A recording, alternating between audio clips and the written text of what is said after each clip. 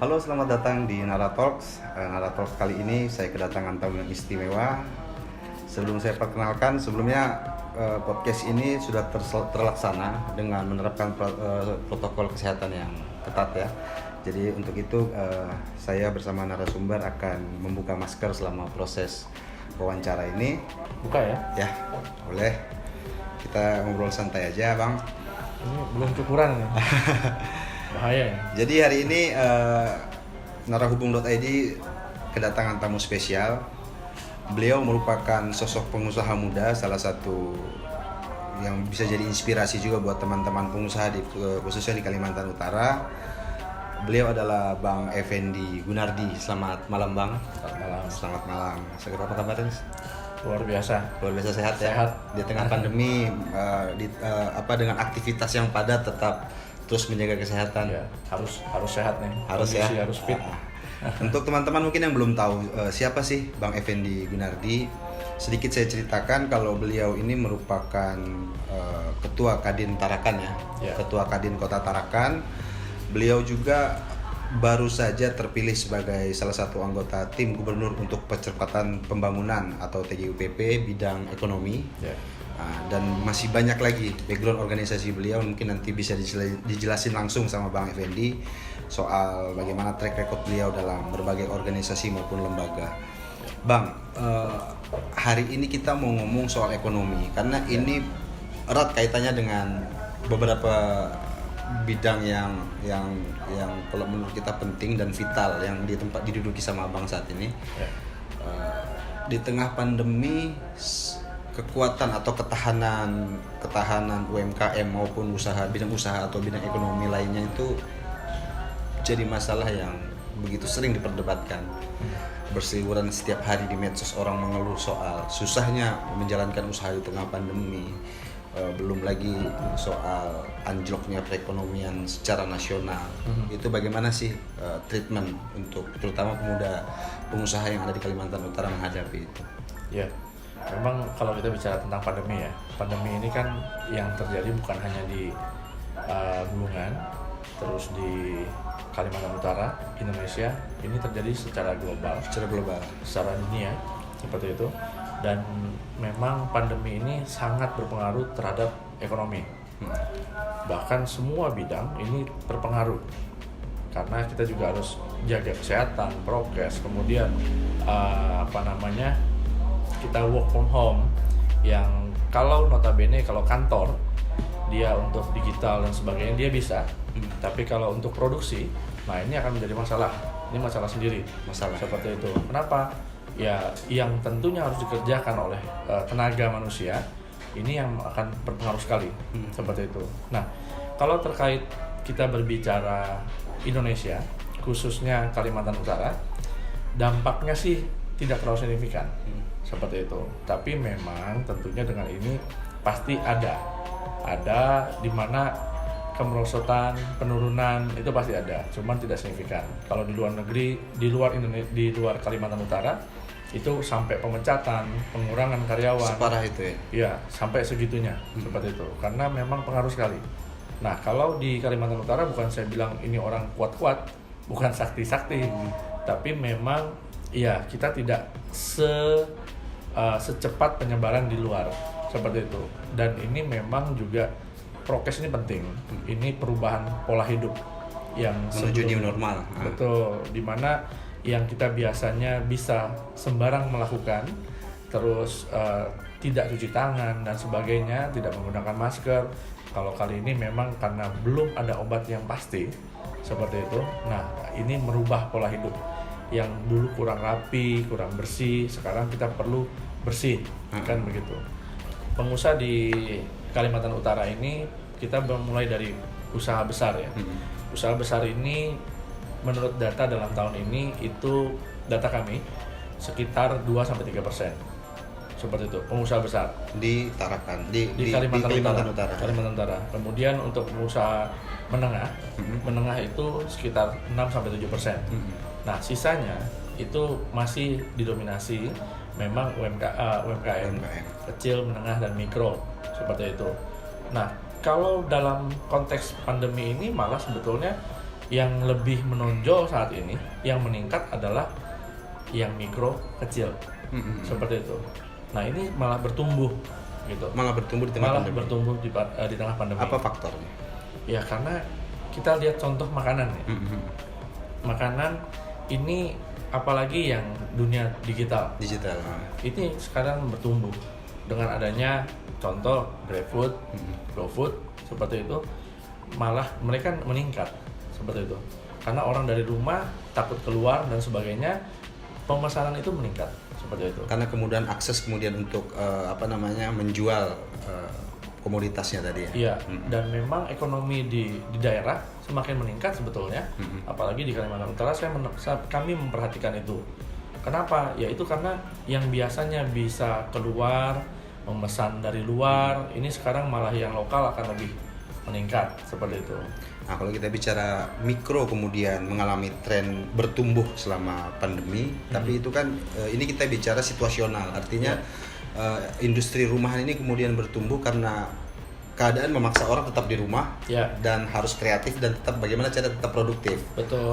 Betul. Sementara angka persentase yang seperti disampaikan tadi, kalau menurut saya pada masa normal saja angka pengusaha ini masih sangat kecil. Betul. Termasuk UMKM tadi. Secara persentase masih sangat kecil dan belum balance ya untuk ukuran UMKM yang baik ataupun jumlah pengusaha yang banyak di satu daerah. Apa kemudian formulasi yang ditawarkan oleh Kadin maupun Abang secara pribadi untuk meningkatkan persentase ini? Jadi tidak hanya sifatnya situasional seperti saat pandemi, tapi juga begitu pasca pandemi perekonomian itu tumbuh tidak hanya di sektor mikro tapi juga di yang makro. Ya. Kalau saya, ini kan sesuai tema kita nih. Narahubung hari ini saya sebetulnya apresiasi nih. Narahubung ini salah satu contoh media yang memang menekankan itu dari dunia IT. Betul. Dan dia memaksimalkan teknologi seperti itu. Nah, dari judul hari ini Young Entrepreneur, saya berharap ini pendengarnya memang anak muda ya. Anak muda. Segmentasinya paling utama itu anak muda. Iya. Nah, ini dunia kita nih. Ini dunia kita. Dunia teknologi adalah dunia kita. Anak muda adalah sesuatu yang memang udah zamannya. Ini waktunya, masanya kita yang lebih paham tentang teknologi. Bukan saya bilang orang tua itu tidak paham seperti itu. Dan dasar-dasarnya beliau-beliau itu paham. Tapi pengembangan, pemahaman ini jauh lebih cepat ke anak muda. Nah, kita ini akan dihadapkan dengan bonus demografi ke depan. Kemudian mungkin teman-teman pendengar terkait bonus demografi mungkin ada yang kurang paham. Bonus demografi itu terkait bagaimana usia produktif lebih banyak jumlahnya ketimbang yang non produktif. Seperti itu. Nah, kemudian kita dihadapkan juga teknologi 4.0. Kalau di Indonesia masih kita berpikir mengarah 4.0, di luar negeri sudah 5.0. Kayak begitu. Ketinggalan satu langkah kita. Kita sudah ketinggalan satu langkah gitu. Kita baru belajar 4.0 mengarah ke sana, sedangkan di luar sudah belajar untuk 5.0. Bahkan sudah terlaksana. Seperti itu. Nah, kiat-kiatnya apa sih untuk kita anak muda? Karena kalau dari saya gitu, segala usaha yang ada di muka bumi ini seperti itu, terkait pandemi semua berpengaruh. Seperti itu. Hanya satu yang tidak berpengaruh, bahkan meningkat. Dunia teknologi, berita online gitu. Narahubung untuk di Kalimantan Utara adalah salah satu pioner yang memang benar-benar full online, yang saya melihat ini luar biasa gitu loh. Dan memang kebetulan bukan karena saya hari ini di Narahubung ya, dan saya juga melihat beberapa termasuk Mas Diki, terus teman-teman kru yang lain, ini semua anak muda nih. Nah, ini kan sesuatu yang luar biasa. Saya selaku kalau kita berbicara dengan Kadin, saya tentunya sangat mendukung bagaimana pemuda ini berpikiran itu menjadi pengusaha. Bagaimana menjadi pengusaha, membuka peluang usaha. Nah, dengan teknologi yang ada, mari kita maksimalkan. Kenapa? Dunia teknologi ini biarpun kita tidur, dia tetap bekerja. 24 jam. Seperti itu. Penjualan, yang namanya penjualan online sampai hari ini tidak ada stop, tidak ada berhenti, tidak ada tutup, tidak ada pengaruh dari pandemi sama sekali seperti itu. Kecuali memang produk produksi yang dia jual dengan kerajinan-kerajinan yang mengharuskan dengan teknologi yang dikerjakan oleh manusia seperti itu. Tapi itu pun rasanya mereka bisa bekerja dari rumah untuk memproduksi itu. Artinya dari keadaan pandemi ini bisa kita ambil kesimpulan marketplace itu salah satu contoh kekuatan ekonomi baru, Bang ya. Artinya ekonomi digital ini salah satu kekuatan baru. Ini menjadi solusi. Ya, menjadi solusi. Ini menjadi solusi. Bagaimana kita meningkatkan itu dan bagaimana pelaku-pelaku UMKM kita itu saya sarankan mari kita gunakan marketplace yang ada, yang sudah ada, e-commerce yang ada, lakukan. Kita posting di Facebook, apakah berbayar? Tidak. Seperti itu. Kita masuk di blibli.com contohnya, yang memang punya Indonesia ya, seperti itu, Bukalapak dan sebagainya. Ini kan sudah ada fasilitasnya. Seperti itu. Daya jangkaunya juga begitu luas. Betul.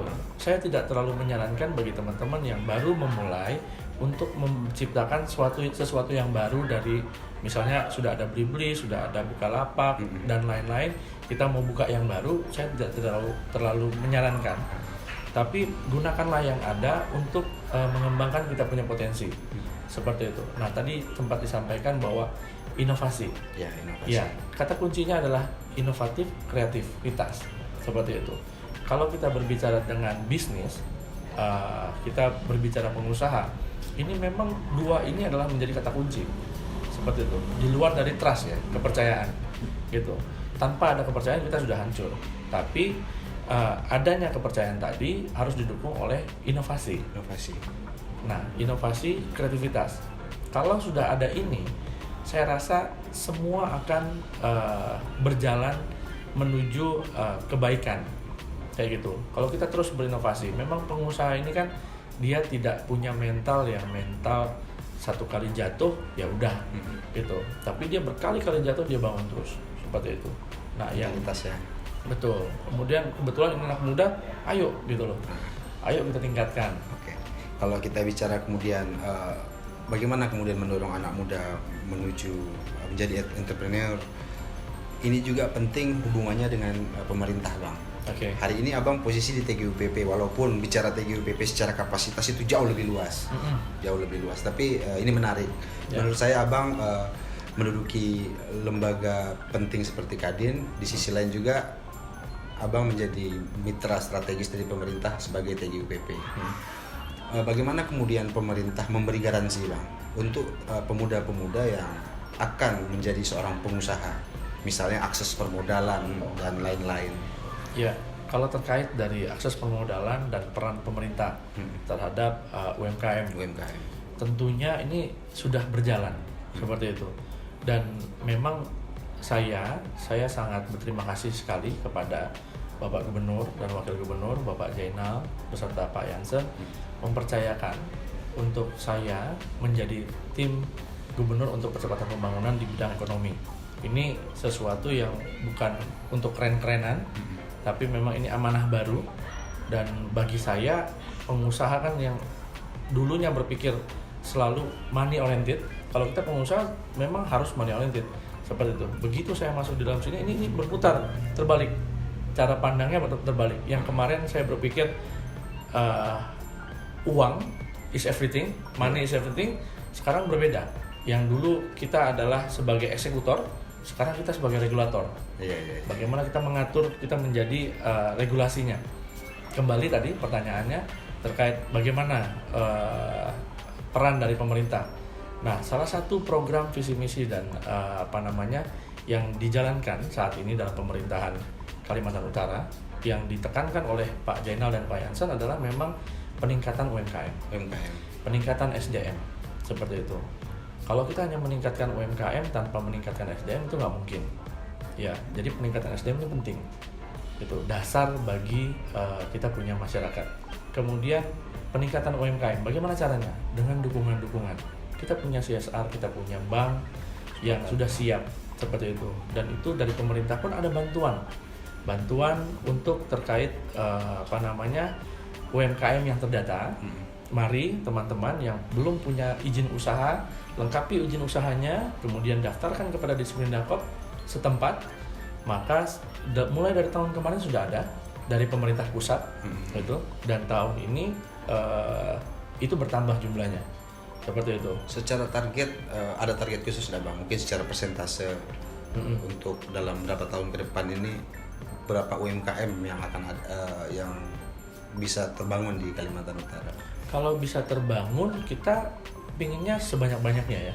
Kemudian ada lagi yang keputusan dan apa namanya dari pemerintah, dari Pak Jainal dan Pak Jansen untuk menggunakan contoh nih, dukungannya apa? Menggunakan batik lokal seperti itu. Nah, ini artinya kan memanfaatkan kearifan lokal ya. kearifan lokal. Nah, ini kan sangat membantu ya. Yang selama ini contoh saya aja juga sebetulnya dulu lebih suka mencari batik-batik di luar. Sepakat. Tapi dengan kebijakan dari pemerintah saat ini dan itu juga disambut baik oleh kabupaten kota lain, ya yang Malinau sudah notabene udah terlaksana, kemudian Tarakan itu Pak Wali Kota juga sudah apa namanya sudah sepakat juga untuk melaksanakan itu, maka ini ekonomi daerah meningkat. Terus pelaku-pelakunya kan memang UMKM nih. Pembuat batik kita kan memang orang lokal. Kemudian ada lagi kebijakan dari Pak Jainal Jansen untuk apa namanya sajian-sajian. Nah ini kan sampai di kantor gubernur, kantor Pak Wagub kan kita datang itu sudah suguhannya udah asli daerah. Betul. Seperti itu. Nah ini kan sangat membantu. Seperti itu. Ini sangat membantu. Nah, kalau kemudian kalau kita tadi sudah bicara secara kebijakan maupun secara pandangan teoritis, hari ini saya coba mengupas dari sisi pribadi Bang Effendi sebagai pengusaha. Abang kan juga pengusaha. Untuk informasi, Effendi Gunardi ini juga seorang pengusaha yang bisa jadi contoh. Jadi mungkin teman-teman mau sharing silakan nanti bisa hubungi beliau langsung. Oh iya. Siap. Mungkin Bang, untuk ini kan banyak anak muda hari ini tuh pengen jadi pengusaha. Ya. Modal awalnya apa sih selain cuma niat? Ya. Kalau bagi anak muda nih, kita ngomong anak muda ya. Ya. Dari tadi kayaknya kok formalitas terus nih, formal terus, tegang terus gitu kan. Kalau pengusaha ini nggak ujuk-ujuk hanya butuh hitung-hitungan yang kuat. Tapi kalau nggak punya modal nekat tadi itu, keberanian itu nggak bisa. Nggak bisa itu. Keberanian, tekad. Ada yang mengatakan bahwa Pak Dahlan Iskan, itu yang pernah menyampaikan lakukanlah segalanya dan biarkan masalah-masalah itu terjadi sebelum kamu tua. Itu intinya seperti itu. Jadi kegagalan itu maksimalkan di usia muda. Gitu. Kalau kamu tidak pernah merasakan kegagalan, kamu nggak tahu bagaimana caranya bangkit seperti itu. Jadi jangan pernah takut untuk gagal. Gagal itu pelajaran.